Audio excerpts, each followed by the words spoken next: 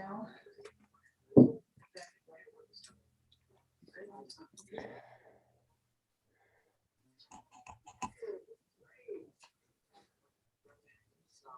my gosh, it worked.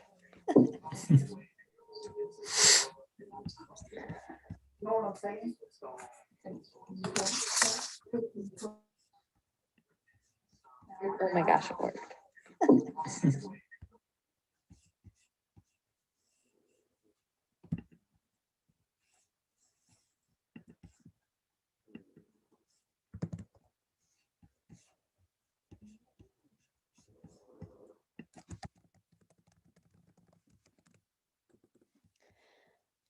Hi, everyone. My name is Samantha Hall Saladino. I'm with the Fulton County Historical Society.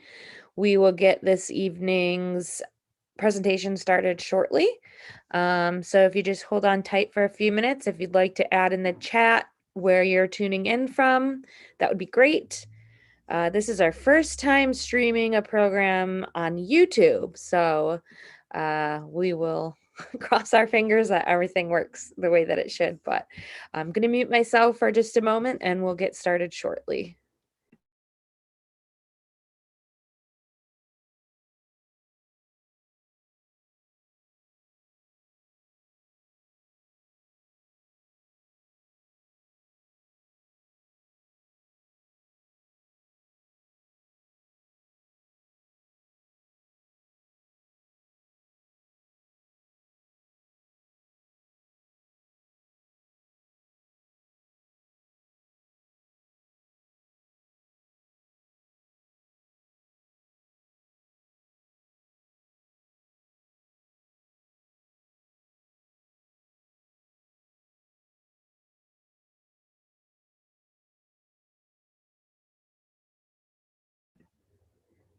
Okay, it's just about 6:30. Wait just a couple more seconds and we'll get going.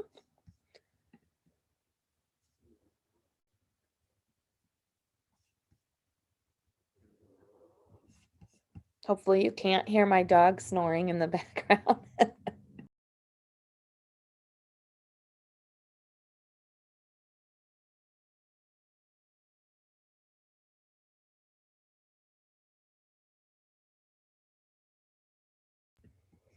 Okay, welcome. My name is Samantha Hall Saladino. I am the executive director at the Fulton County Historical Society in Gloversville, and we're very excited. I think this is our third program exchange with Schoharie Crossing.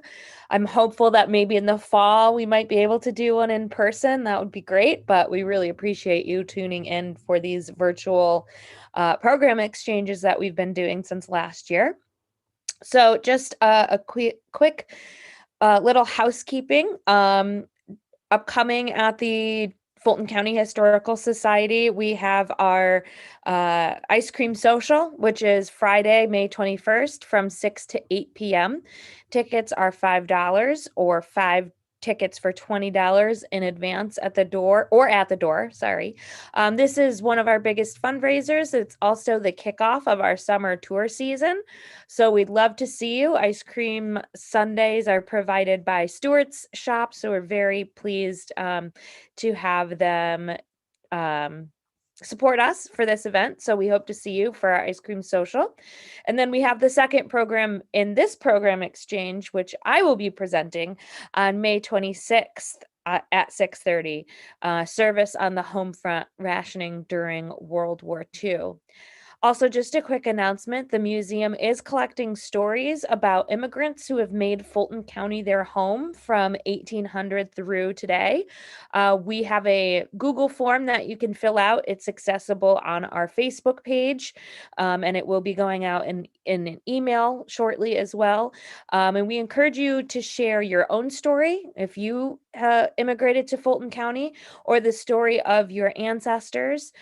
We'd love to hear that. The survey is part of the creation of a larger program about the immigrant experience in Fulton County that we are working on. So please, I encourage you to check that out and maybe submit your story or your family's story.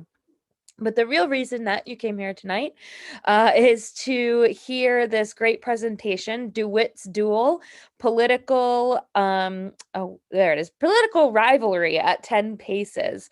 And we're pleased to have David Brooks from Schoharie Crossing State Historic Site in Fort Hunter. He is the education director there.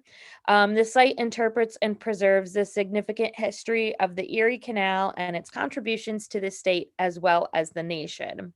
After attending FMCC and SUNY Empire State, David began following his true passion for history by obtaining a position with New York State Parks, Recreation, and Historic Preservation.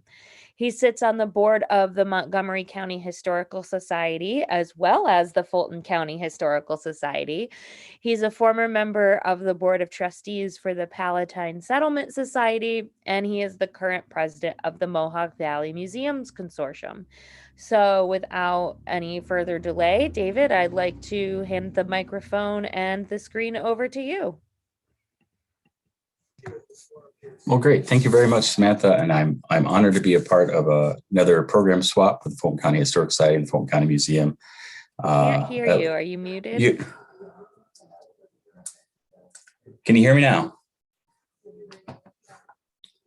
Can you hear me? Oh, technical problem. How about now? Can you hear me now? I think your microphone might possibly. Oh, no, never mind. It's me. I'm sorry. Go ahead. Uh-huh. All right. Well, thank you all very much for this evening, and hopefully you can hear me. And thank you very much, Samantha, for agreeing to do another program swap and inviting me to present in this virtual setting and the live stream to YouTube on this very interesting topic, something that I had come across as tangential to some other research that I was doing a while back and decided that I needed to explore further, particularly in light of some of the recent interest and success in other famous duels. So let's just the screen going here. So we're going to talk a little bit about DeWitt Clinton. DeWitt Clinton was born in March of 1769, and his father was General James Clinton, a Revolutionary War general and soldier. His mother was Mary DeWitt from a well-to-do New York Dutch family, and he had attended Columbia College, graduating in 1786, studying law with Samuel Jones. 1787, becomes secretary to his uncle, the then governor of New York, George Clinton, who was a member of the Anti-Federalist Party. And DeWitt Clinton was admitted to the bar in New York State in 1790. He married Maria Franklin in 1796. She bore him 10 children and also provided a certain amount of wealth within her own family's land holdings, which would also help to grow Clinton's endeavors. He was elected as a New York State Senator in 1797, became a U.S. Senator in 1802, and he resigned his U.S. Senatorship for a position of Mayor of New York City in 1803. But this is just the basic facts. These are the outlines. This isn't the exciting story. DeWitt Clinton is often thought of as a visionary politician, one who piloted New York State into the age of empire by the creation of the Grand Erie Canal. His family roots held him to nothing other than exemplary passions, ambitious determination, and stalwart actions in civil life. What made him a great political figure also made him a great lightning rod for party faction politics. DeWitt used his connections, he used his voice, and he used the media to create a storm that would, he hoped, wash away his adversaries. The maelstrom of New York politics only proved that the state had the vitality to do something courageous, to endeavor to greatness, that would take tight control of the reins and a larger idea than any single one man. Clouds upon the horizon came early for DeWitt Clinton. While being privileged by birth to be the son of Major General James Clinton and otherwise well-connected through his uncle, the first New York State governor, George Clinton, his mother's well-off Dutch family, the DeWitt's, also had carved an influential niche in the affairs of the state. Again, having been born in March of 1769, DeWitt entered the stage of Americanism as the curtains pulled back. The early republic had its debut, and it was a very shaky start. DeWitt attended Princeton and then Columbia, graduating in 1786 and beginning to study law was Samuel Jones. It would only take a year before an appointment as secretary to his governor to put him on the stage of New York politics. It was in this role that DeWitt would be cast as foil to so many other active bodies. He learned from his uncle important lessons like who to know, but also how to pick a fight. The Clintons were anti-federalists, growing their alliances to Clintonian Democratic Republicans as a party emerged upon the scene. One of the first major tangle-ups that would set the course for DeWitt's career was also one of only, and within the times that Alexander Hamilton and Aaron Burr would politically agree. Both backing a Federalist candidate for New York governor, Judge Robert Yates, in 1789. Burr was an anti-Federalist, but he was even more anti-George Clinton. Despite crossing party lines to oppose the governor, George Clinton, Burr received an appointment as Attorney General of New York. Burr would then be elected 2 years as a U.S. Senator, winning out over Hamilton's beloved father-in-law, General Philip Schuyler. Schuyler had drawn the short-term seat under the U.S. Constitution. This defeat of a Federalist candidate stoked the animosity among the governing factions. General Schuyler would return to the Senate over Aaron Burr in 1797, causing Burr to focus greater attention on the takeover of New York state government by the Republican Party.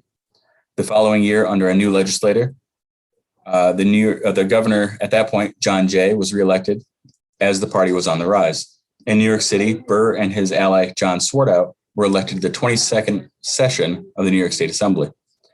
That task was set out as the Republicans at that time were looking to dismantle the Federalist-backed National Bank and the Bank of New York, the brainchildren of Alexander Hamilton. The city had recently suffered a long and demoralizing yellow fever epidemic, giving cause to a need or a seeking of fresh water supply for the city. Under that guise, however, Burr and the Anti-Federalists established the Manhattan Company. That was in order to fund that water project, with a capital being raised of about $2 million. The charter stated that any surplus could be employed as the company saw fit, and being controlled by Republicans, that meant political funding, with Burr elected one of the directors of the Manhattan Bank. Governor Jay signed the bill, but word got out about this plot, and the elections of 1799 saw a wide defeat in the state of all of those Republican candidates that were up for ballot. That all being on the cusp of a nationwide political test. Going into the national election of 1800, it was apparent to nearly everyone that the presidential electors of New York State in particular would be the deciding factor for the nations and who would take the reins of power. And that kind of sounds a little bit eerily familiar as some of the more recent events in American history have occurred as well. In April of 1800, the Republican slate of candidates compiled by Aaron Burr contained allies, new and old, including John Swartout, a man who was noted for his popularity and as having, quote, manly bearing and amiable qualities, end quote. He was one of Burr's most devoted friends. This wrangling at every point in opposition to the ticket of Hamilton and the Federalist Party carried through a 3-day election from April 29th to May 2nd, with the Republicans winning New York City, a harbinger of the election of president and vice president. Thomas Jefferson was slated for the top slot, and Aaron Burr running with anticipation of securing the vice presidency. When both men received equal electoral votes, it was the Hamilton versus Burr secret negotiations that bargained for a Jefferson presidency. And in 1801, President Jefferson appointed John Swartout as U.S. Marshal for the District of New York. As if politics warrant nothing less, the media of the age carried the banner of differing ideologies. The newspapers of the day were as biased as the needle points on a compass. Hamilton's Evening Post began publishing in 1801 with Federalist devotion, and the Albany Register was established as a Republican rag, and the American Citizen as a Democratic Republican paper that often backed the rising star DeWitt Clinton. The foment of party politics sat within their fonts, inking not just the page, but also history. In the spring of 1802, the emergence of Clintonian versus Burrite factions began to solidify within the Republican Party itself. A long drawn-out contest would develop over patronage, personal pride, ambition, and like all other politics, power. The Albany Register openly accused Burr of conspiracy, calling him a, quote, traitor to the Republican cause, end quote, for what was viewed as his work with Federalists to oppose Jefferson and place himself in the seat of president. In response, Burr established the Morning Chronicle newspaper, striking at Clintonians and the friends of the long-heralded New York political family, the Livingstons, for being personally ambitious. That's a quaint euphemistic term that they were corrupt and seeking their own gains in wealth, power, and over the people. In response, the Clintonians influenced the non-re-election of Burr as the director of the Manhattan Company. DeWitt Clinton, at that point a New York State senator with a seat on the Council for Appointments, while attending a social event at the residence of Ezekiel Robbins, learned that John Swartout had made assertions of Clinton as being personally vain and ambitious. Clinton's response would reverberate much further than he may have intended, declaring that Swartout was a, quote, a liar, a scoundrel, and a villain, end quote. These comments, like they seem to do not just in junior high, but also in politics, made their way to the ears of Swartout. John Swartout wrote to Clinton on July 25th of 1802, asking if those were in fact the words he had said, seeking acknowledgement of them, or for Clinton to disavow them. A close friend, Colonel William Stevens Smith, carried the message to Clinton for Swartout and was instructed to await his reply. When Clinton questioned Smith as to the source of Swartout's information, DeWitt asserted that he recalled use of the words liar and scoundrel, but not that of villain. Clinton writes to Swartout on the 26th of July and obtains his friend Richard Riker to be his intermediary. Riker and Smith would act as middlemen, much like gentlemen require. Sir, I am informed that you have lately in a conversation held and Mr. Ezekiel Robbins taken an unwarrantable liberties with my character, permitting yourself to use expressions relative to me too gross to be repeated. From your character and standing in society, I presume you will not hesitate to recognize or disavow these charges and, if true, to make me a prompt and suitable reparation. I have made my friend Colonel Smith acquainted with my feelings and expectations on this subject. At my particular request, he does me the honor to present this. He will receive your answer and act accordingly. I have your honor to be, sir, yours, etc., John Swartout. Colonel Smith, the gentleman on the left, was a New York State representative who had married Abigail Nabby Adams, the daughter of John Adams. He had served with General John Sullivan during the early portion of the American Revolution, eventually coming under the command of the Marquis de Lafayette and then George Washington. He was appointed as the first U.S. Marshal to New York in 1789. He was later appointed the surveyor of the port of New York in 1800 by President Adams. Richard Riker, the gentleman on the right, whose family owned the island that now bears that name, most well known for the correctional facility contained within it, was a lawyer and first district attorney for New York County and a New York State Assembly member after 1806. He would become the recorder of New York City. Essentially, that was a role that was much like a municipal officer that oversaw the court system and supervisor boards. And in response, sir, having understood that you have on various occasions in relation to the controversy respecting Mr. Burr, represented me as being governed by unworthy motives, I have without hesitation affixed to such suggestions, such epithets as I thought they merited. With regard to the conversation that took place at Mr. Robbins, it was predicated upon the full conviction that a system of conduct had been adopted by you. As you have not thought proper to detail in your letter the expressions attributed me, but have referred me to Colonel Smith for them, he will in the same way inform you of those which my recollection recognizes. I have only to add, any further arrangements you may think proper to make will be attended to by me with all the promptitude which a regard to the circumstances of the case may require. I am, sir, your most obedient servant, DeWitt Clinton. And so the course was set. Colonel Smith and Richard Riker met to negotiate on behalf of Clinton and Swartout.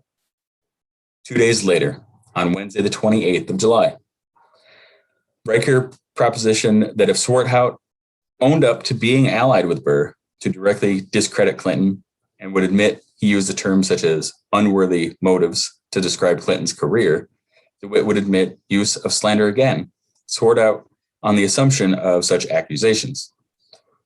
Those would have to be a mutual declaration only, but sword out fully rejected any agreement that did not include a full and public apology. Clinton refused to sign any such letter. He was quoted as saying that having, in the course of a conversation, made use of those expressions reflecting to John Swartout, Esquire, I do fully and freely withdraw those expressions as intemperate and unfounded, and request that Mr. Swartout to accept this apology from me for having used them was not going to be acceptable. He would not sign such a apology. Riker and Smith met again, but this time to set the date and conditions for an honorable duel between the two political men of New York City. This leads us to, we need to cover a brief history or concepts behind dueling in America at the time. By the early 1800s, dueling was part of the culture surrounding honorable gentlemen in America. As new as America was, its customs were not.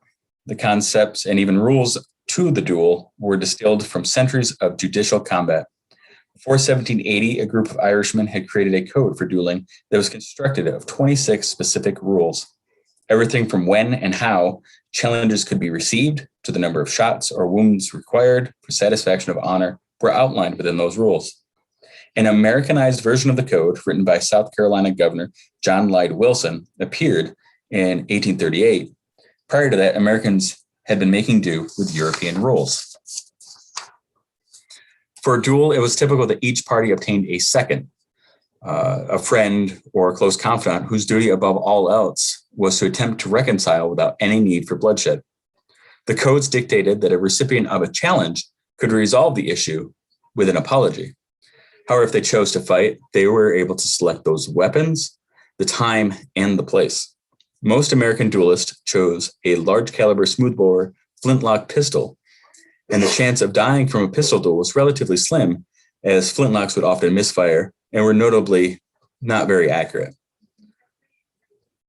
And even in the hands of an experienced shooter, that accuracy was extremely difficult. Generally, though, pistols had to be discharged within 3 seconds. To take aim for any period of time longer than that was considered to be dishonorable. During this time in America, duels were fought by men from all walks of life, though those of gentlemanly status often saw as a matter of even greater honor. Religious and civic officials worked hard to stop duels. Even Benjamin Franklin and George Washington would speak and write out against the practice. Duelists ignored or evaded anti-dueling laws, and dueling could be banned in such places as New York City, but not in nearby New Jersey, which was only just a short boat ride away. Due to the partisan nature of their work, politicians frequently received challenges, as did newspaper editors and attorneys. By the time of the Swartout Clinton duel, the practice was nearly out of its way in the North, but a few years later, it would receive an even more negative attention. The first rule that Riker and Smith used for the duel between Clinton and Swartout: to leave the island on different points in 2 boats precisely at 5 o'clock on Saturday and proceed to the place proposed. The party first arriving will wait the landing of the other. Each boat shall be rowed by 4 confidential persons only, who shall remain in the respective boats until called for. Those persons are not to be armed in any manner whatsoever. There will be but 7 persons in each boat, vis-a-vis the principal, his second, 1 surgeon, and 4 oarsmen. The surgeons may attend in silence on the ground. Second rule: the distance between parties to be 10 yards, measured by the seconds, and the position shall be distinctly marked. Third rule: the second shall determine by lot the choice of position. Fourth rule: the pistols are not to exceed 11 inches in the barrel. They are to be smooth bores and to be loaded by the seconds in each other's presence, showing a smooth ball. Fifth rule: the gentlemen will stand with their backs to each other at their respective stations, and in this position shall receive a pistol, and the seconds, having determined by lot who gives the word, to whom the lot falls, shall take his position in the center, retired from the line of fire, and shall distinctly say, "Attention, gentlemen, to the right face," upon which they shall face to the right and fire with promptitude. If one fires before the other, they opposite second shall say, 1, 2, 3, fire, and he shall fire. 6th rule, the left hand shall not be brought to support the right arm, nor be placed on the right breast or side. 7th rule, if either should be wounded before he has fired and means to fire, he shall, if he can stand unsupported, be entitled to a shot, and not otherwise. If either has fired, is wounded, and means to proceed, he shall receive no assistance. His second will only exchange the pistol. If he falls forward, the second will repost him. 8th rule, at the exchange of pistols, correct positions are to be resumed, and the word given in Article 5. 9th rule, a snap or flash is to be considered a fire. The pistol must not be recovered.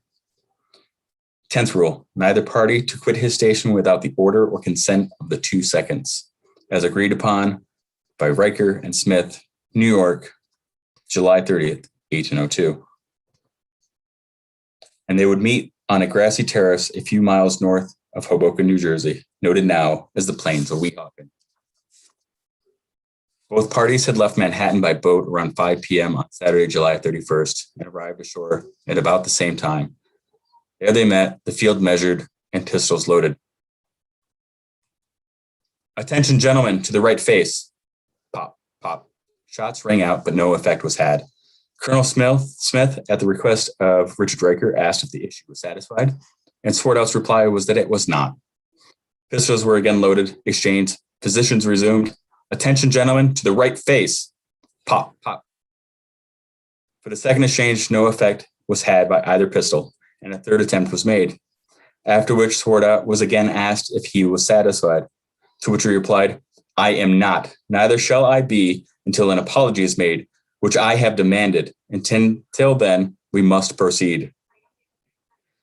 Clinton refused to sign the prepared letter of apology, declaring he would not ever sign an apology and had no animosity against Mr. Swartout. He would willingly shake hands and return to a former state of friendship. Attention, gentlemen, to the right face. Pop, pop. The fourth exchange yielded result. Clinton's shot sent a ball into Swartout's left leg about 5 inches below the knee, but he stood steady and collected. Riker again asked Colonel Smith to request of Swartout if he was satisfied. John Swartout's reply was, it is useless to repeat the question. I am determined and am fixed. Clinton once more declared that he had no animosity to Mr. Swartout, that he was sorry for what had passed, and had proposed to advance and shake hands with him, to bury the matter forever. During the passing of those words between the seconds and principals, Swartout's surgeon, Dr. John H. Douglas, extracted the ball from its place in Swartout's leg, who all the while stood erect in his place. Attention, gentlemen, to the right face. Pop, pop. A fifth exchange of pistol fire sent another round into the left leg of John Swartout, this time 5 inches above the ankle. But there he stood, steady and perfectly composed. Colonel Smith's question of satisfaction to Swartout was met with an unwavering no. At that moment, DeWitt Clinton walked away. He declared he would fire no more, and Swartout demanded satisfaction. Being surprised that Clinton would leave the dueling grounds, he asked of his second, what shall I do? Colonel Smith could only reply, Mr. Clinton declines making an apology. He refuses to take his position and declares he will fight no more. There is evidently nothing further left for you to do but have your wounds dressed. And so they were. His left leg was tended to and dressed, and all parties returned to New York City. It was discovered after the duel that a shot of Swartout's had passed through the loose fabric of Clinton's coat, making a hole, but with no effect on the body.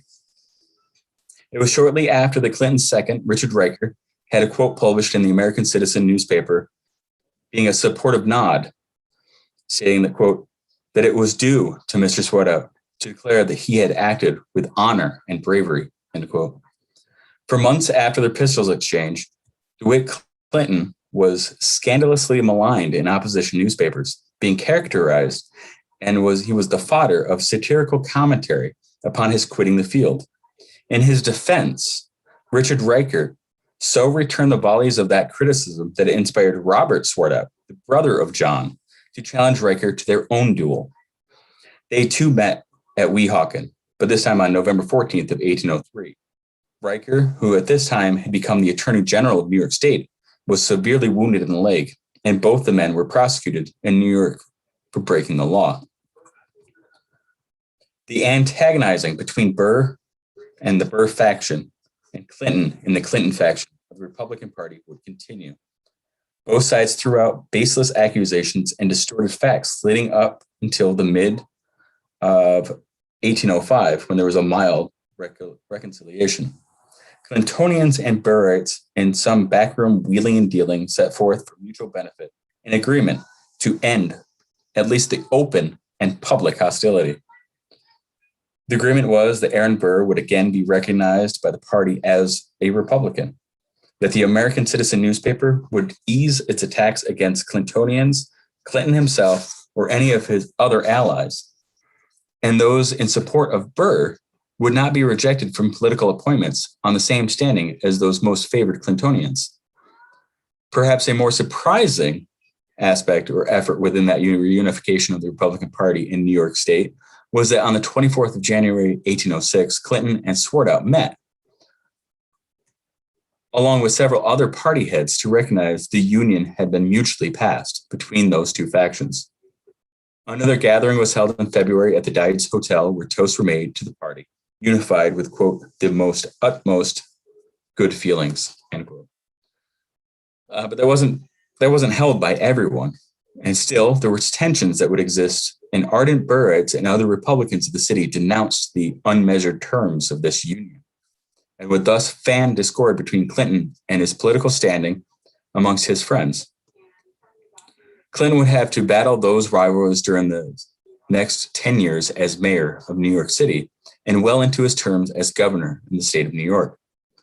Within the months and years surrounding the duel fought between his ally Swartout and adversary Clinton, Aaron Burr's attention to matters in New York politics and the reunification of his party may have been less intense due to his ascendance to the role of vice president of the United States. Though that had not stopped his nomination as an independent candidate for the New York State governorship, for which Clinton and Livingston factions had supported Morgan Lewis. Burr was maligned in the politically biased and supercharged newspapers, deemed by Alexander Hamilton and Judge Kent to be, quote, a dangerous man and one who ought not be trusted with the reins of government, end quote. We don't have the space or the time to delve today into just how far those accusations would lead to yet another duel between Hamilton and Burr. First in the media, and then on the plains of Weehawken, and lastly, within the annals of history. But let us note that on the morning of July 11th, 1804, and as that unfolded, John Swartout stood part to that historical moment as well. He had been confidently informed of the arrangements as a close remaining friend of Burr. It was Swartout who arose Burr from his library couch at Richmond Hill that morning. It was Swartout who would await Burr's return there, congratulating him on doing so physically unharmed. Burr would experience a much larger, much deeper, and more political mortification, however. John Swartout would accompany Burr out of New York City nearly 2 weeks later, and it would be Swartout's letter to Burr on August 2nd that relayed that the coroner's jury report on Hamilton's death, Aaron Burr, Esquire, Vice President of the United States, was guilty of murder. Burrites maintained that Clintonians riled up sentiment against Burr, who was never prosecuted for Hamilton's death. Burr would be replaced in 1804 on the ticket for vice president by none other than the aging former New York governor, Uncle George Clinton, who fancied the role as a nice form of retirement. Swartout had become U.S. Marshal in 1801, being appointed by Thomas Jefferson, and was again elected to the New York State Assembly after 19 years away from that office in 1820, after Clinton's influence had waned in the party. He, as many other Burrites, would find himself vilified within his own party by the 1810s. Previous to politics, however, Swartout was a very successful businessman and was descended from an old Dutch merchant family who had settled in the Hudson Valley. Through the 18 teens, he speculated on land and would lose over $200,000 on a bad deal on land near Hoboken, New Jersey. Swartout eventually would pass away in 1823 in New York City. DeWitt Clinton would overcome some of his political hurdles, ascending to the governorship of New York in 1817. He was appointed within the Canal Commission, and having only but just barely lost his own bid to the role of vice president to James Madison in 1812, for he had walked a line on both ends without attention to the center. Madison and Jefferson both found allies in the anti-federalists of New York, the Clintonians, the Livingstons, and the Burrites, but DeWitt Clinton's own cajoling of Federalists and factions within his political party did him no favors beyond New England. Madison carried Pennsylvania and the South to win the election, giving Clinton perhaps his most public migraine within his political career. As he was playing hard left and hard right, it meant that his course was set to become father of the Erie Canal. Maybe the most fortunate for the state of New York, Clinton would rise, riding the waves of the canal. The will of New York State Legislature and the results of the latest war with Great Britain had coalesced to provide shelter amid the storm of New York politics. In fact, at the close of 1815, on December 30th, Clinton, one of over 100 gentlemen who met at the City Hotel in New York City to mold public opinion for the construction of the Grand Canal, it would connect the Hudson River to the Great Lakes, an idea that was little short of madness. But politics in New York is madness. Among those gentlemen assembled with DeWitt Clinton was John Swartout. And thank you very much for joining in on this program this evening and listening, learning, and discovering more about DeWitt Clinton's political wrangling in New York State, his duel with John Swartout, and how that is all interconnected with Aaron Burr. Thank you. It was really interesting. It amazes me, like you said, how much like middle school politics has always been. Yes, absolutely. And particularly in New York State, the politics of the state has always really just kind of been like the halls of seventh grade. Yeah, and except solved with shooting rather than. Thankfully, there are actually no direct firings anymore of pistols, but no duels. Yeah. We did have a couple of questions. I think you answered one of them, which was what area John Swartout was from. Okay. Yeah. I think you said. Yeah, he was born down near Poughkeepsie in 1770 and passed away in New York City in 1823. Right. And then this one is more, I think, an opinion-based, your expert opinion. Was Swartout a bad shot? Was Clinton throwing his volley in the beginning and then shot Swartout to try to stop it? What are your thoughts? My thoughts are that smoothbore pistols at any length are notoriously inaccurate, although DeWitt Clinton was well known as being a good shot. And actually after this, in kind of the response to the criticism of him leaving the field and being extremely maligned, there are some very interesting newspaper articles in which they're calling Clinton out as basically a coward for having left and not continued the duel. But Clinton takes up a very public, it's noted that he's practicing with pistols, probably to dissuade anybody else from challenging him to such a duel. So I think, in my opinion, Swartout may not have been a bad shot. I think it's that matter of honor, that for the fact that Clinton's coat had a hole in it, there's might be some level of, intervention, if you will, that it didn't happen to Clinton. So, yeah, so interesting that he was like, come back and finish shooting at me. Yeah, essentially, yeah. It's twice, and the newspapers reports, and there's a really detailed write-up by some of the witnesses later on that they really do affirm to Swartout just being very determined and very steadfast, just standing there despite being shot twice, and being quite angry he didn't have an opportunity to be shot again. Yeah, I mean, I had no idea like that. DeWitt, I've always just known him as the guy that built the Erie Canal. I had no idea that he had this whole crazy political career, and was involved in duels, he always looks so disappointed in all of his portraits that you would you would Yeah, never think he would be so scandalous. that's a good point. And especially the portraits, a lot of his portraits, he looks disheveled. Yeah. He looks angry. He looks, like he's got a migraine. He's looking for some Midol. But there's I guess the way to interpret that is that there's a fiery passion behind him. So a lot of determination based on his upbringing within a well-connected, well-to-do New York families, and his ambitions of power. And for the fact, as mayor of New York City, he was involved in a lot of charitable organizations, the establishment of New York Library, the grid pattern for the New York. He really was planning New York City as becoming the metropolis it is now, well before it ever really was. And that kind of leads into why he was so involved and so gung-ho for the canal to really, create the Empire State. Yeah. And of course, that disappointment that his political connections and his determination never really came to that ultimate fruition of power as the president. Right. So.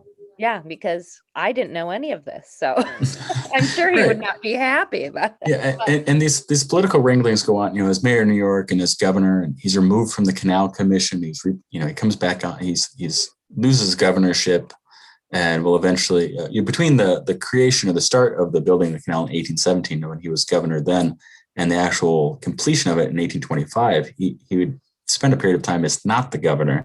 And actually having been removed from the Canal Commission. And he kind of has this triumphant return as the canal's nearing its completion to become governor again and be reappointed, and kind of heralds the canal opening as the wedding of the waters, one of the last images on the presentation here, where he's, but as I state, that's sort of for New York State and probably for the nation, that's for the best, the fact that he was able to trumpet and herald and complete the canal as this great infrastructure project that created the Empire State, but connected and kind of influenced the direction of the early American Republic into what it is today.